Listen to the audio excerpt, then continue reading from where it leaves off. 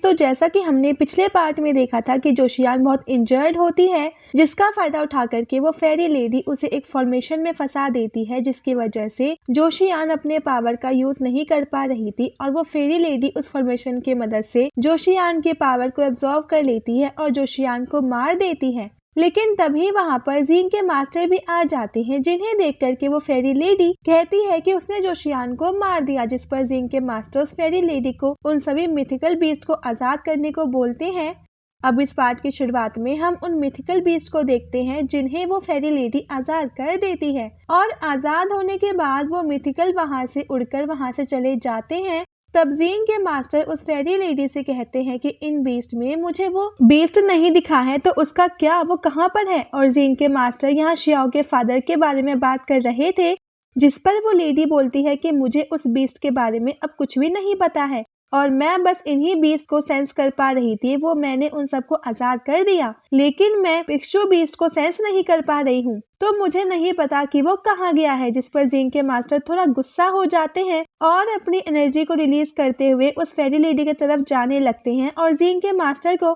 अपने साइड आता हुआ देखकर फेरी लेडी गुस्सा हो जाती है, लेकिन वो फिर शांत होकर जिंग के मास्टर से कहती है कि कहीं आपको ऐसा तो नहीं लग रहा है कि मैंने उस बीस्ट को कहीं छुपा कर रखा है, लेकिन ऐसा करने का मेरे पास कोई रीजन नहीं है, तो मैं ऐसा क्यों करूंगी। जिस पर जिंग के मास्टर भी शांत हो जाते हैं और उस फेरी लेडी से कहते हैं कि इसके बारे में तो हम पता कर लेंगे, लेकिन अगर हम लोगों को पता चला कि तुमने उस बीस्ट को अपने पास छुपा कर रखा है तो ये तुम्हारे लिए अच्छा नहीं होगा, इसीलिए मुझे उम्मीद है कि ऐसा ना हो। और ये बोल करके जिंग के मास्टर वहाँ से चले जाते हैं। जिनके जाने के बाद वो फेरी लेडी एक डेविल लुक देती है, जैसे मानो कि उसने झूठ बोला हो। तब हम किसी जगह पर जिंग के मास्टर को देखते हैं जो अपने एनर्जी की मदद से जिंग और शियाओ को हील कर रहे थे और दोनों की ऐसी हालत देखकर के यूनर थोड़ा परेशान होती है और याओयिन भी परेशान थी और वो कुछ सोच भी रही थी। जिसके बाद वो जिंग के मास्टर से कहती है कि सीनियर, अब मुझे यहाँ से जाना होगा। जिस पर जिंग के मास्टर पूछते हैं कि तुम कहाँ जा रही हो,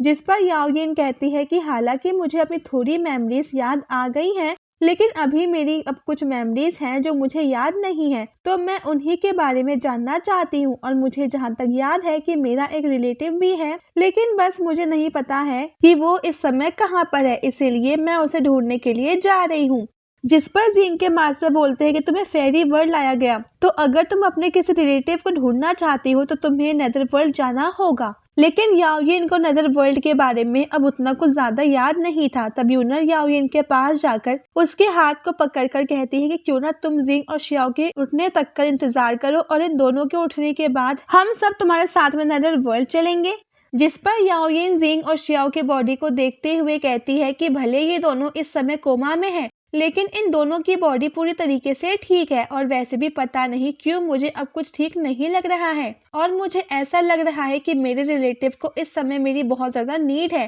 तो मुझे यहाँ से जाना होगा। जिस पर यूनर बोलती है तो ठीक है, अगर ऐसी बात है तो मैं जिंग और शियाओ के उठने तक इंतजार मैं करूंगी और जब वो दोनों उठ जाएंगे तो मैं उन सब के साथ तुम्हें ढूंढने के लिए नेदर वर्ल्ड आऊंगी। जिस पर याओयिन भी जिंग और शियाओ को देख करके वहां से चली जाती है और हम जिंग को देखते हैं, जिसे देख करके अब लग रहा था कि वो अपने ड्रीम में फंसा हुआ है। जिसके बाद हम मास्टर यूई के पैलेस को देखते हैं, जहां मास्टर यूई लेडी मास्टर के साथ होते हैं। जहां तभी एक डेसिपल वहां पर आकर कहता है कि मास्टर, मुझे एक न्यूज मिला है कि जोशियान मारी गई है। तो जिस पर मास्टर यूई भी हैरान होते हुए कहते हैं कि क्या तुम सच बोल रहे हो और जोशियान मारी गई है, तो मुझे जल्दी जल्दी बताओ कि क्या हुआ है। जिस पर वो डेसिपल बताता है कि ऐसी अफवाह है कि एक लड़के के साथ दो लड़कियां थी जो कि अभी टीनेजर्स थे, जिनके हाथों से जोशियान मारी गई है और उनके साथ व्हाइट बालों वाला एक ओल्ड मैन भी था और जोशियान के सभी लोग भाग गए हैं और जोशियान ने जितने मिथिकल बीस्ट को अपने कैद में रखा था वो सभी अब आजाद हो चुके हैं।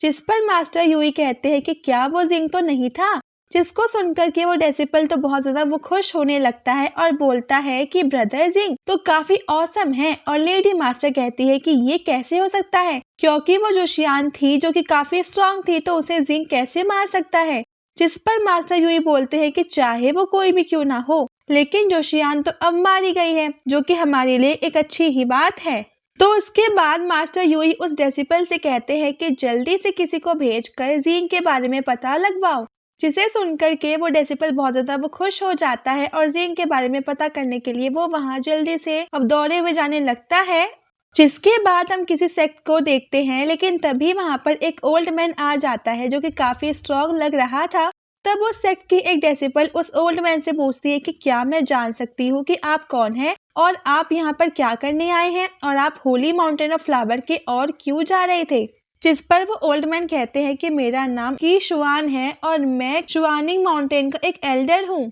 इसीलिए जल्दी से अपने मास्टर को यहाँ पर बुलाओ। जिस पर वो डेसिपल कहती है कि क्या मैं जान सकती हूँ कि आपको मेरे सेक्ट लॉर्ड से क्या काम है। जिस पर वो ओल्ड मैन कहते हैं कि ये जगह मेरे शुआनिंग माउंटेन के शुआनलिंग केव का लोकेशन था, लेकिन तुम्हारे सेक्ट लॉर्ड ने यहाँ पर आकर अपना सेक्ट को यहाँ एस्टेब्लिश कर दिया है और ये जगह हमारे शुआनिंग माउंटेन के अंडर में आता है। तो अपने सेक्ट मास्टर को जाकर बोलो कि वो अभी जाकर के हमारे शुआनिंग माउंटेन की वर्शिप करे। जिस पर वो डेसिपल कहती है कि हमारा सेक्ट किसी और के सेक्ट के ऑर्डर को फॉलो नहीं करता है, तो प्लीज आप यहाँ से जा सकते हैं। जिसे सुनकर के वो ओल्ड मैन गुस्सा हो जाते हैं और अपने हाथ में एक एनर्जी को क्रिएट करके उस डेसिपल पर अटैक कर देते हैं। लेकिन वो डेसिपल बहुत स्ट्रांग होती है और वो सिर्फ फ्लावर के अब कुछ पत्तियों से उस ओल्ड मैन के अटैक कर देती है, जिसकी वजह से वो ओल्ड मैन काफी दूर फेंक जाता है और वो थोड़ा इंजर्ड भी हो जाता है, जिसकी वजह से उसके मुंह से खून भी निकलने लगता है। जिस पर वो ओल्ड मैन सोचने लगता है कि ऐसे कैसे हो सकता है। जिसके बाद एक आवाज उस लड़की से पूछती है कि बाहर क्या हो रहा है। जिस पर वो डेसिपल कहती है कि इमॉर्टल लॉर्ड कोई हमारे हुआशेन माउंटेन के अंदर आने की ट्राई कर रहा है और वो ये भी कह रहा है कि हम हमारे हुआशेन माउंटेन सेक्ट को उसके शुआनिंग माउंटेन सेक्ट के सामने सरेंडर हम लोग कर दें। जिस पर वो सेक्ट मास्टर गुस्सा हो जाती है और बोलती है कि ये मेरे मास्टर ने मेरे लिए छोड़ा है, तो कोई भी यहाँ आकर कुछ भी नहीं कह सकता है, तो तुम उसके कल्टीवेशन को डिस्ट्रॉय करके उसे यहाँ से बाहर फेंक दो। जिस पर वो डेसिपल ठीक है बोल करके उस ओल्ड मैन पर अटैक करने के लिए तैयार हो जाती है, जिसको देख करके वो ओल्ड मैन डर जाता है, पर वो डेसिपल उस ओल्ड मैन पर अटैक कर देती है। और अब इसके साथ ये पार्ट यहाँ पे एंड हो जाता है। Thanks for watching.